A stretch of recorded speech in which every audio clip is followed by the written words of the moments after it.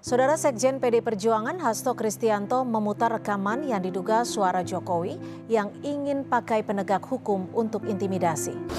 Gambarnya nggak usah ya. Kalau masih ada yang main-main, sekali lagi, yang gigit saya sendiri. Lewat cara saya, bisa lewat KPK, bisa. Bisa lewat Polri, bisa lewat Kejaksaan. Akan saya bisikin aja, di sana ada yang main-main. Ya masa saya mau gigit sendiri kan enggak mungkin. Nah ini kan sesuatu yang menurut saya kurang bijak. Kalau masih diteruskan, ini saya ingatkan pagi hari ini, kalau masih ada yang main-main, sekali lagi, yang gigit saya sendiri. Lewat cara saya, bisa lewat KPK, bisa lewat Polri, bisa lewat Kejaksaan. Akan saya bisikin aja, di sana ada yang main-main. Di tengah memanasnya hubungan Jokowi dan PDIP, video Sekretaris Jenderal PDIP Hasto Kristianto memperdengarkan rekaman berisi pernyataan Presiden Jokowi yang ingin menggunakan hukum dan melakukan pembisikan ke sejumlah lembaga penegak hukum viral di media sosial. Menurut dia, rekaman pernyataan Jokowi itu telah beredar. Kata Hasto, apabila pernyataan Jokowi yang ingin menggunakan hukum sebagai alat kekuasaan, hal ini dapat membahayakan demokrasi dan penegakan hukum. Dia menilai pernyataan Jokowi itu kurang bijak disampaikan oleh seorang presiden.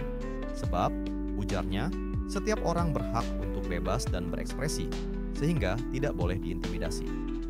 Berdasarkan penelusuran ipedia.id, pernyataan Jokowi itu pernah disampaikan kepala negara saat menghadiri rapat koordinasi nasional di Sentul International Convention Center, Bogor, Jawa Barat pada 13 November 2019. Dalam sambutannya itu, Jokowi mengingatkan para pemimpin daerah agar tidak macam-macam dalam menjalankan program Cipta Lapangan Kerja yang dicanangkan pemerintah pusat.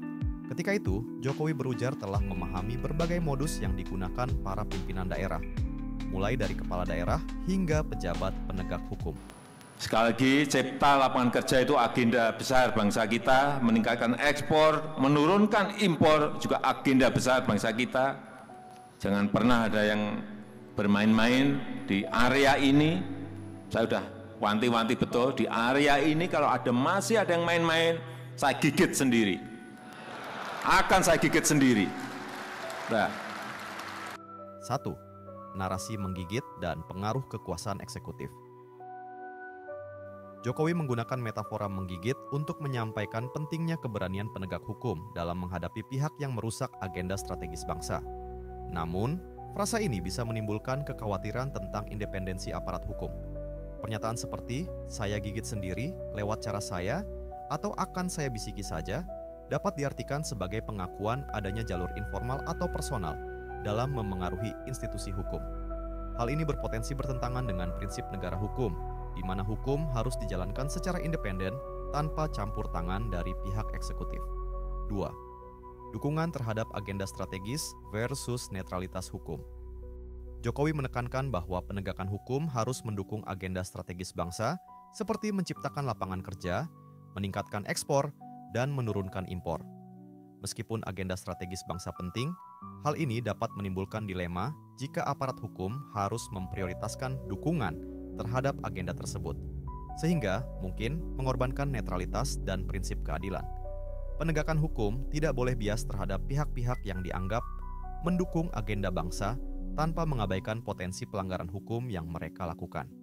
3. Potensi penyalahgunaan kewenangan. Instruksi langsung seperti langsung copot, pecat, kepada pejabat hukum yang terindikasi melakukan pemerasan dapat dilihat sebagai upaya positif untuk menciptakan pemerintahan yang bersih. Namun, pendekatan seperti ini juga membuka ruang bagi potensi penyalahgunaan kewenangan, di mana presiden dapat memengaruhi struktur hukum berdasarkan preferensi politik atau ekonomi. Hal ini semakin sensitif ketika presiden menyebutkan nama institusi seperti KPK, Polri, dan Kejaksaan, yang seharusnya bekerja secara independen tanpa tekanan eksekutif. 4. Konteks dan konsekuensi terhadap demokrasi. Dalam sistem demokrasi, pembagian kekuasaan, eksekutif, legislatif, yudikatif harus dihormati. Pidato ini berisiko menimbulkan persepsi bahwa presiden memiliki pengaruh berlebih terhadap lembaga penegak hukum yang berpotensi mengganggu checks and balances.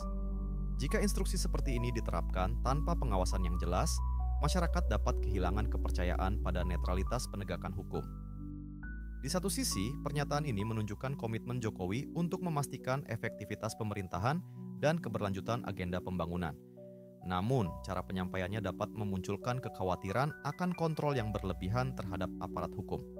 Langkah ini mungkin efektif dalam jangka pendek untuk mempercepat realisasi kebijakan, tetapi dalam jangka panjang dapat menimbulkan presiden buruk bagi independensi lembaga hukum.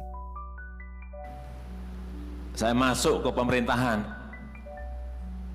15 tahun yang lalu, sampai sekarang ini belum berubah banyak dalam pengadaan barang dan jasa.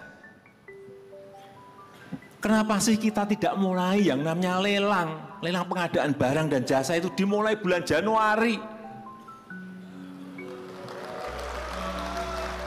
Kenapa terus kita menunggu-nunggu sampai September baru lelang? Ada apa ini? Sehingga kualitas barang yang dihasilkan, kualitas produk yang dihasilkan menjadi jelek. Itu pasti pekerjaan yang dilakukan di akhir-akhir. Bulan November masih ada lelang. Bulan November itu masih ada lelang. Coba cek di LKPP. Yang namanya e-procurement. Bukan yang e-purchasing, tapi yang e-tendering. E-tendering yang konstruksi 31 triliun itu masih dimulai di bulan November. 31 triliun e-tendering konstruksi di bulan November. Ini mau apa? Jadi barang apa nanti? Ini konstruksi loh ya. Bukan pengadaan barang dan jasa. Kayak gini diterus-teruskan. Mau jadi apa barang itu? Kalau ada jembatan ambruk, ada SD ambruk, ada gedung SMP ambruk, ya nggak kaget saya. Pas bulan basah, hanya waktu tinggal 2 bulan, dikerjakan. Mau jadi barang apa coba? Kenapa sih tidak dimulai bulan Januari lelangnya? Pelaksanaannya bulan Maret, selesai bulan Agustus atau September selesai.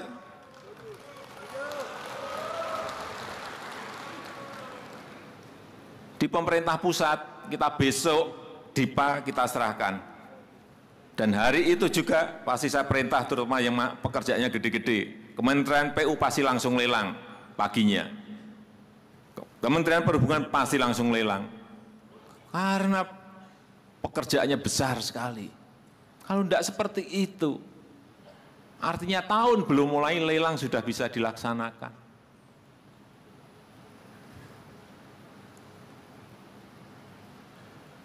Kultur seperti ini harus kita mulai. Meskipun sudah berapa kali juga saya ingatkan. Kultur seperti ini harus dimulai.